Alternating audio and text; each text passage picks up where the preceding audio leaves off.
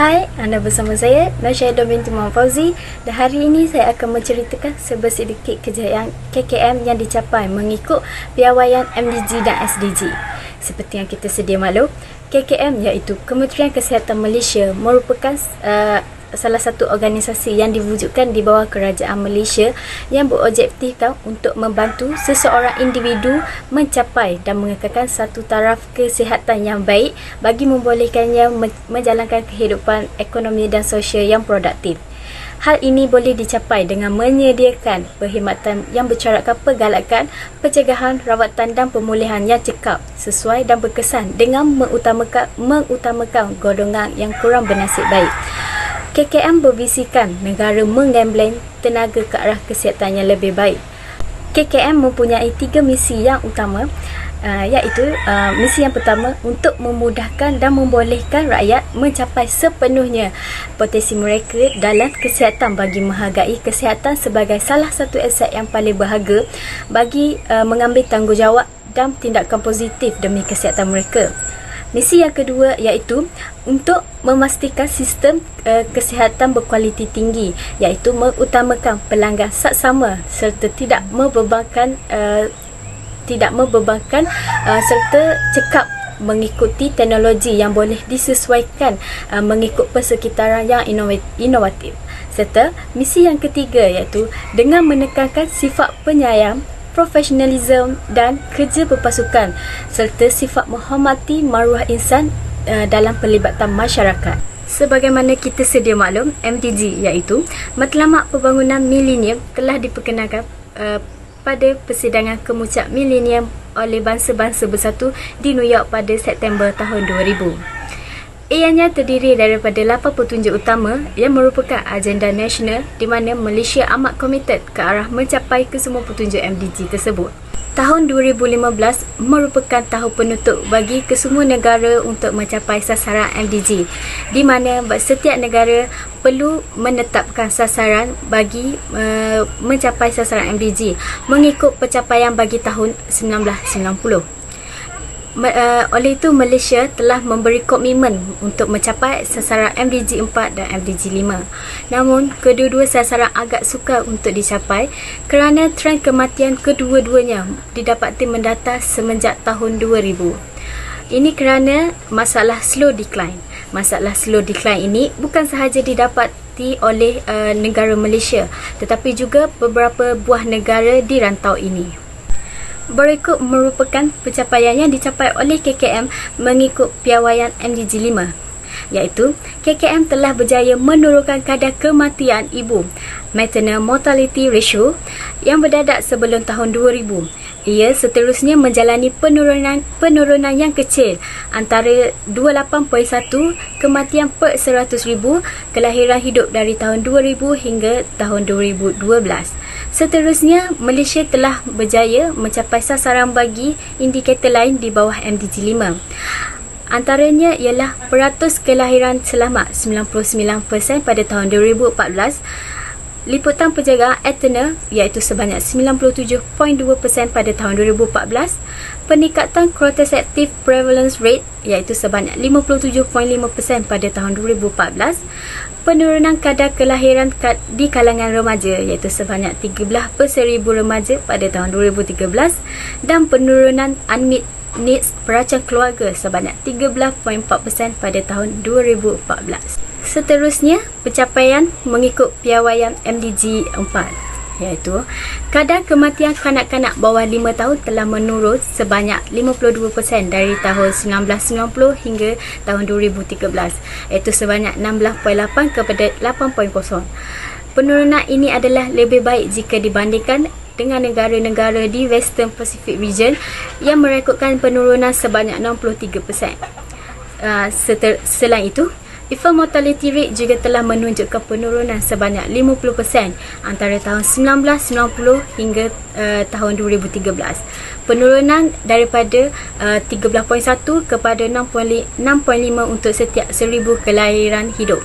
Bagi kematian kanak-kanak bawah 5 tahun, kematian neonatal ini menyumbang kepada jumlah dan peratus kematian yang tinggi bagi keseluruhan kematian bawah 5 tahun, iaitu sebanyak 54%. Bagi pencapaian liputan imunisasi measles, Malaysia telah mencapai sasaran melebihi 95% semenjak tahun 2019 berbanding 70.1% pada tahun 1990. Tren kematian kanak-kanak bawah 5 tahun didapati mendata semenjak tahun 2000 dan menunjuk sedikit perubahan dan peningkatan dari tahun 2013. Pencapaian liputan telah menurun dari sasaran kebangsaan iaitu sebanyak 93.4% pada tahun 2014. Pencapaian Januari hingga Jun tahun 2015 adalah 44.7% dan sekiranya prestasi tidak meningkat, dianggarkan pencapaian sehingga Disember tahun 2015 akan hanya mencapai sebanyak 89.4%, jauh lebih rendah daripada pencapaian pada tahun 2014. Selepas tahun 2015, KKM perlu bersedia untuk menambah baik bagi mencapai matlamat baharu bagi Pasca 2015 yang ditetapkan oleh Pertubuhan Bangsa-Bangsa Bersatu PBB pada tahun 2012, iaitu matlamat pembangunan lestari Sustainable Development Goal bermula pada tahun 2016 sehingga tahun 2030. Di bawah matlamat baru ini, SDG, usaha untuk mengurangkan kematian ibu dan kanak-kanak di bawah 5 tahun tetap diteruskan, di mana indikator bagi kedua-dua petunjuk turut disenarai di bawah Goal 3, di samping indikator kesihatan yang lain. Seperti yang kita sedia maklum, matlamat utama SDG iaitu untuk mengurangkan kematian yang dicegah preventable death bagi neonatal dan kanak-kanak bawah 5 tahun pada tahun 2030 dengan sasaran bagi kematian neonatal kurang dari 12 per 1000 kelahiran hidup dan bagi kanak-kanak bawah 5 tahun kurang dari 25 per 1000 kelahiran hidup. Oleh itu, KKM telah berjaya mencapai sasaran 3 sejak tahun 1979 dengan kadar terkini yang direkodkan adalah 21.1 nisbah bagi setiap 100,000 kelahiran hidup pada tahun 2019. Nisbah mortaliti ibu bersalin kekal pada tahun 2019 iaitu sebanyak 21.1 nisbah. Kadar mortaliti di bawah umur 5 tahun kekal pada tahun 2019 iaitu sebanyak 7.7 nisbah dan kadar mortaliti neonatal kekal pada tahun 2019 iaitu sebanyak 4.1. Assalamualaikum, saya Nur Syafiqah binti Syarudin S52259. Seterusnya, saya akan membentangkan mengenai dasar dan pelan tindakan yang telah diperkenalkan oleh Kementerian Kesihatan Malaysia pada tahun 2016 sehingga 2020. Sebagai pengenalan, pelan apakah yang Kementerian Kesihatan Malaysia wujudkan? Untuk pengetahuan semua, Kementerian Kesihatan Malaysia telah merangka pelan strategik bagi 2016 sehingga 2020. Pelan strategi ini telah menetapkan hala tuju sektor kesihatan bagi aktiviti dan program ke arah mencapai wawasan 2020 dan pelan ini dirangka setiap 5 tahun sekali. Selain itu, pelan strategi ini merupakan rujukan bagi semua organisasi di bawah KKM bagi memastikan aktiviti dan sumber yang diberikan dan disalurkan bagi mencapai matlamat utama KKM. Di samping itu juga, pelan ini sudah menggariskan strategi-strategi yang dikenapasti dalam menangani isu dan cabaran kesihatan yang dihadapi di negara ini. Terdapat 9 pelan yang telah diperkenalkan di bawah seriaan KKM iaitu yang pertama adalah Pelan Strategik Kementerian Kesihatan Malaysia 2016-2020. Kedua, Pelan Tindakan Kementerian Kesihatan Malaysia 2016-2020. Ketiga, Pelan Strategik Teknologi Maklumat 2016-2020. Keempat, Pelan Strategik Program Kawalan Kusta Kepasaan. Kelima, Pelan Strategik Bahagian Kawalan Penyakit 2016-2030. Keenam, Pelan Kepakaran dan Subspeciality Hospital Kementerian Kesihatan di bawah RMK 11 2016-2020. Ketujuh, Pelan Kembasaan untuk Kawalan Tuberkulosis 2016-2020. Kelapan, Pelan Kembasaan untuk Kawalan Hepatitis B and C, B dan C 2016-2023. Dan terakhir, Pelan Strategik Program Perubatan 2021 hingga 2025. Inisiatif pelan strategik yang dilakukan oleh KKM ini mampu memberi impak yang tinggi terhadap pengukuhan penyampaian tahap kesihatan rakyat, kemudian dapat mentransformasikan sistem kesihatan yang lebih menyeluruh supaya sistem ini lebih saksama, berkualiti tinggi, mampu memperolehi serta mudah untuk diakses dan mempunyai daya tahan bagi jangka masa yang panjang. Dan yang terakhir, ia dapat memberi penekanan terhadap perkhidmatan yang promotif dan preventif kesihatan. Di samping itu, ia meningkatkan efisiensi penyampaian sistem kesihatan serta pelibatan rakyat dalam penjagaan kesihatan. Itu saja daripada saya. Sekian, terima kasih. Assalamualaikum warahmatullahi wabarakatuh.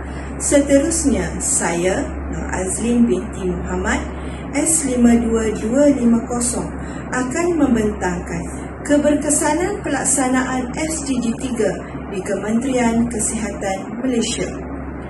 Keberkesanan setiap pelaksanaan pelan strategik yang dirangka oleh KKM dapat dilihat melalui statistik pelaporan status kesihatan yang diukur melalui keadaan kesihatan individu di mana petunjuk kesihatan seperti jangka hayat ketika lahir pada Rajah 1 sehingga 2019 adalah merupakan bilangan tahun bayi yang baru lahir akan hidup jika corak kelahirannya tetap sama sepanjang hayat, yang mana statistik menunjukkan peningkatan sebanyak 0.4 tahun kepada 74.5 tahun berbanding 74.1 tahun pada tahun 2010. Data kematian pada Rajah 2 ialah merujuk kepada tahap kesihatan komuniti secara komprehensif kerana ia melibatkan setiap individu di mana trend kadar kematian kasar, kadar kematian neonatal, kadar kematian bayi dan bersalin di Malaysia bagi tempoh 1990 hingga 2018. Data memperlihatkan kadar kematian kasar di Malaysia meningkat daripada 4.6 bagi setiap 1,000 penduduk pada tahun 1990 kepada 5.3 bagi setiap 1,000 penduduk pada tahun 2018, yang mana peningkatan kematian ditunjukkan dengan perangkaan kematian ibu bersalin daripada 18.7% bagi setiap 100,000 kelahiran hidup kepada 23.5%.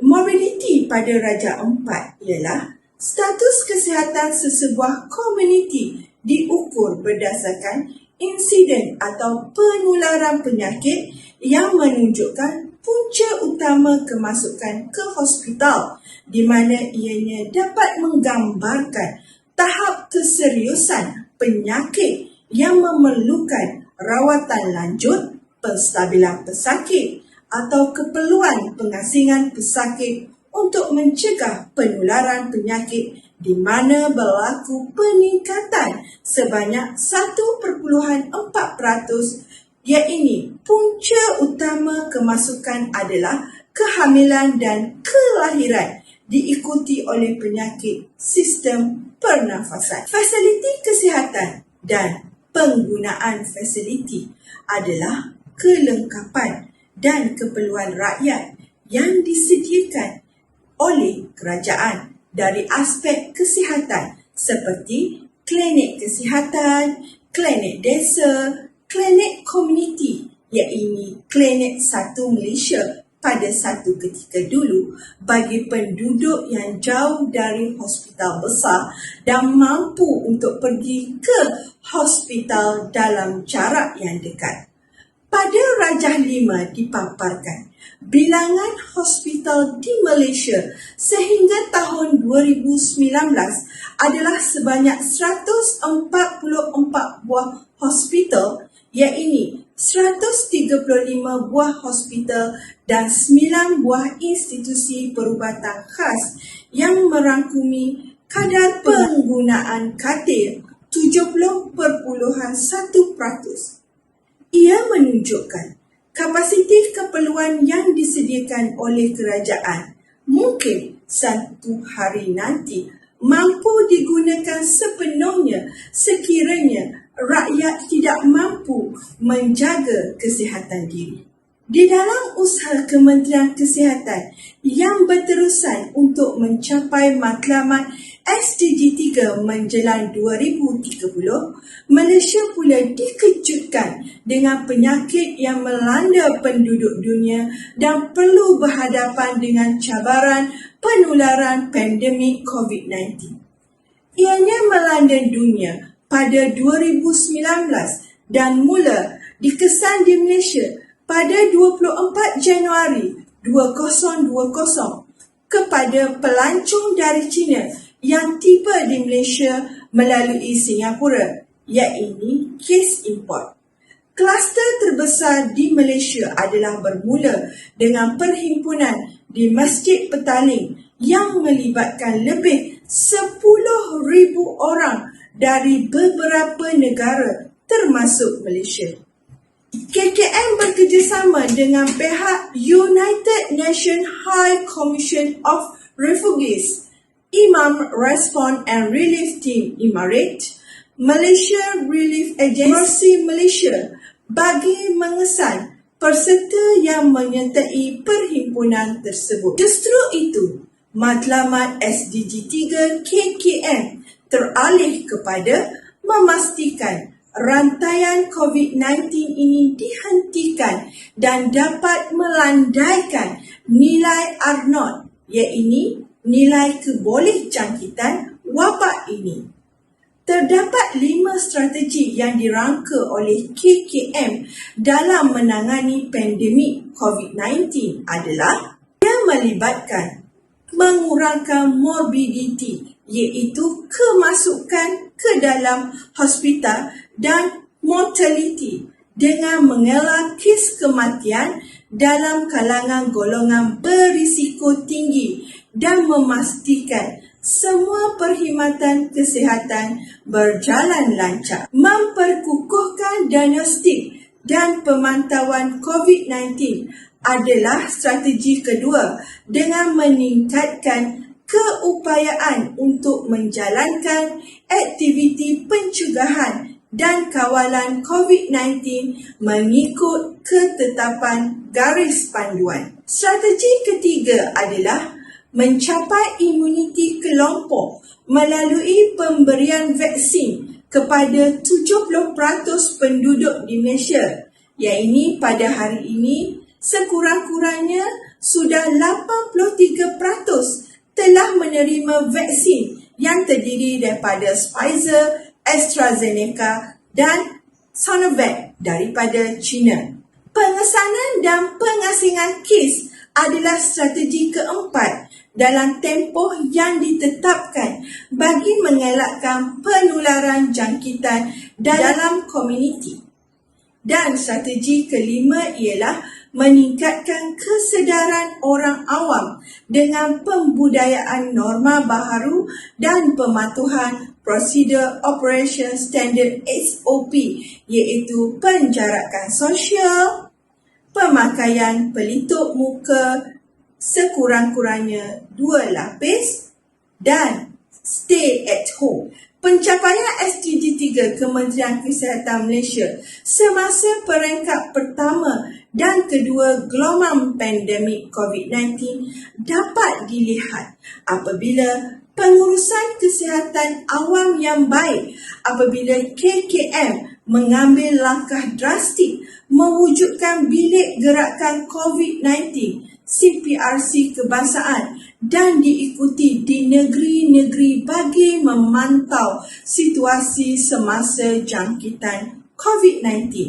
Yang kedua adalah pewujudan hospital COVID-19 khusus di Hospital Sungai Buloh dan pusat kuarantin rawatan COVID-19 berisiko rendah di Mat Serdang bagi tempoh kuarantin 14 hari yang kini diadakan di setiap daerah-daerah yang terlibat. Ini kluster.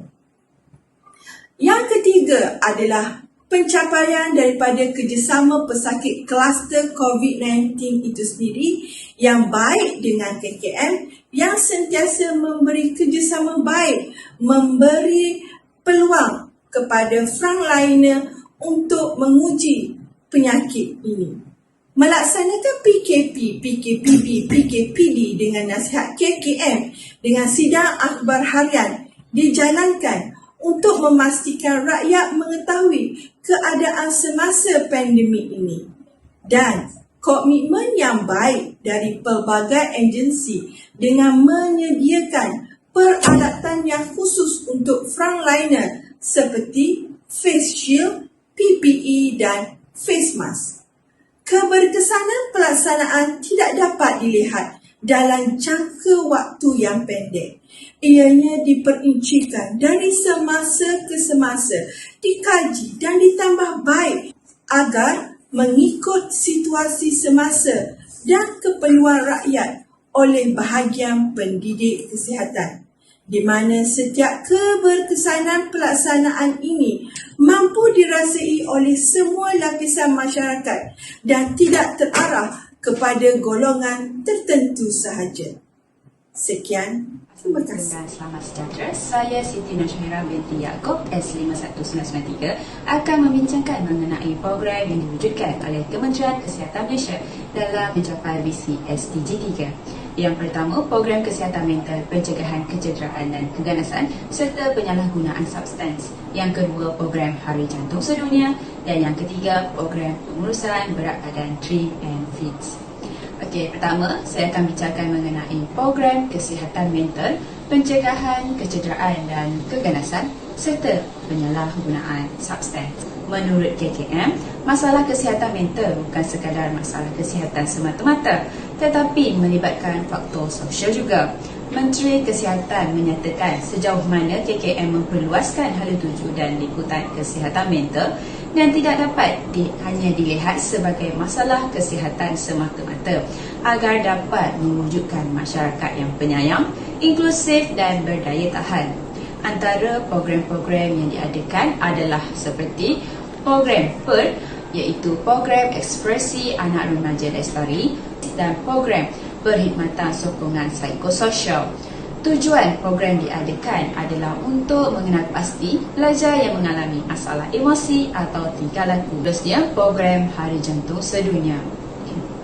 Sambutan Hari Jantung Sedunia dengan bertemakan My Heart, Your Heart ini disambut pada 29 September 2018. Program ini bertujuan untuk meningkatkan kesedaran masyarakat mengenai kepentingan menjaga kesihatan jantung dan bahaya penyakit jantung. Mengikut data Pusat Informatik Kesihatan KKM, jumlah bilangan kematian yang disebabkan oleh penyakit kardiovaskular di Hospital Kerajaan pada tahun 2017 adalah sebanyak 10,284 kematian. Antara program-program yang diadakan adalah seperti Komiti Sihat Pembina Negara, KOSPEN dan 1000 sertai larian Hari Jantung Sedunia My Heart, Your Heart. Tujuan ini dijalankan adalah untuk meningkatkan kesedaran tentang bahaya penyakit jantung dalam kalangan rakyat Malaysia.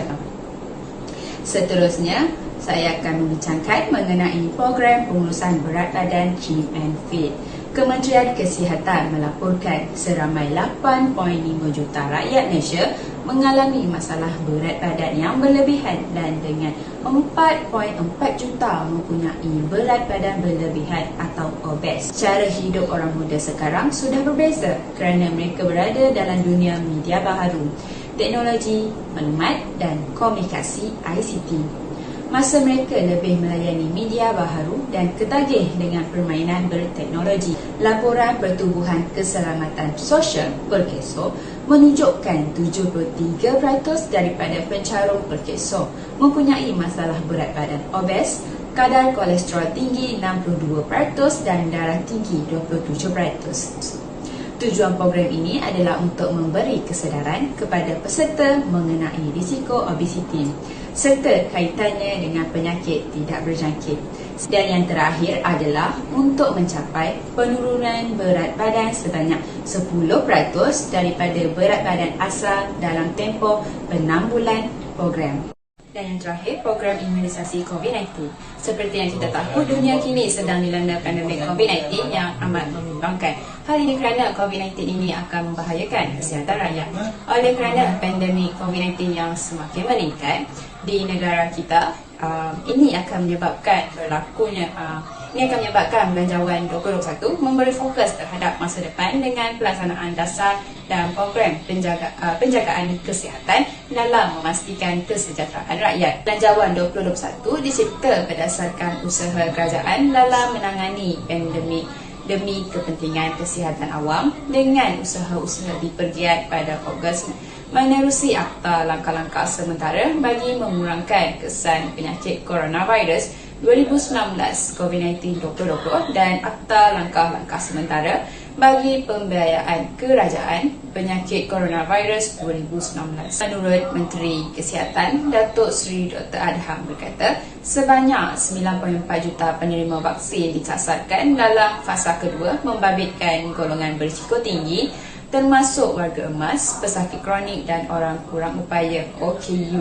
Terusnya, program imunisasi ini mendapat sambutan yang membanggakan atau memberangsangkan kerana apabila sebanyak 210,000 janji temu bagi mendapatkan suntikan vaksin AstraZeneca direkodkan dalam kalangan individu yang layak iaitu berusia 18 tahun ke atas dan tinggal sama ada di Selangor atau Kuala Lumpur. Seterusnya, kebersamaan daripada program mental iaitu pelancaran aplikasi telefon pintar Modigo dilancarkan untuk kempen kesedaran mental yang membolehkan pengguna menjejaki mood, menetapkan matlamat dan menentukan rutin untuk membantu individu menjalani kehidupan yang sihat. Paling penting, aplikasi ini turut memberikan beberapa petua berguna mengenai cara menjaga kesihatan mental dan menyediakan pautan untuk bantuan pakar jika perlu. Seterusnya, saya akan menerangkan keberkesanan program berat badan. Kebersamaan program ini telah menunjukkan apabila seramai 14,788 rakyat Malaysia menyahut cabaran berjalan secara maya Walk a Million Miles anjuran Nestle Omega Plus bagi memerangi kolesterol demi kesihatan jantung. Menurut Harian Metro 2020, pencapaian program yang dicapai oleh rakyat Malaysia dalam acara Walk a Million Miles amat membanggakan. Sekian daripada saya, terima kasih. Hai, Assalamualaikum. Saya Wan Hayati binti Wan Mamat, nombor metrik S52252. Terima kasih diucapkan kepada rakan sekumpulan saya yang telah membentangkan hasil perbincangan topik pilihan kumpulan kami itu tadi. Secara keseluruhannya dapat disimpulkan bahawa Kementerian Kesihatan Malaysia merupakan salah satu kementerian yang terdapat dalam negara kita dan SDG yang berkait rapat dengan kementerian ini ialah SDG 3 iaitu kesihatan dan kesejahteraan yang baik. Sebagaimana yang kita tahu, Matlamat Pembangunan Milenial MDG telah diperkenalkan semasa persidangan Kemuncak Milenial Bangsa-Bangsa Bersatu pada tahun 2000. Dua petunjuk utama iaitu MDG 4 dan MDG 5 terkandung di bawah KKM. Terdapat 9 dasar atau pelan tindakan yang telah diperkenalkan oleh Kementerian Kesihatan Malaysia. Selepas kemerdekaan, sistem kesihatan Malaysia memainkan peranan yang penting dalam memastikan taraf kesihatan rakyat berada dalam keadaan bertambah baik, malah kini hampir setanding dengan negara-negara maju. Namun demikian, sistem kesihatan Malaysia telah berhadapan dengan pelbagai isu dan cabaran yang boleh menjejaskan prestasi dan kemampanannya. Sebagai peneraju sektor kesihatan, KKM perlu memberi pimpinan terhadap hampir semua perkara berkenaan kesihatan di samping menetapkan hala tuju dan arah pembangunan kesihatan bagi negara kita. Pelan strategik KKM 2016 hingga 2020 ini telah dibangunkan berdasarkan hala tuju strategik Rancangan Malaysia ke-11, sasaran outcome based budgeting dan pelan transformasi KKM. Ini merupakan fasa terakhir untuk mencapai wawasan 2020 dalam menuju sebuah negara maju yang berpendapatan tinggi menjelang tahun 2020.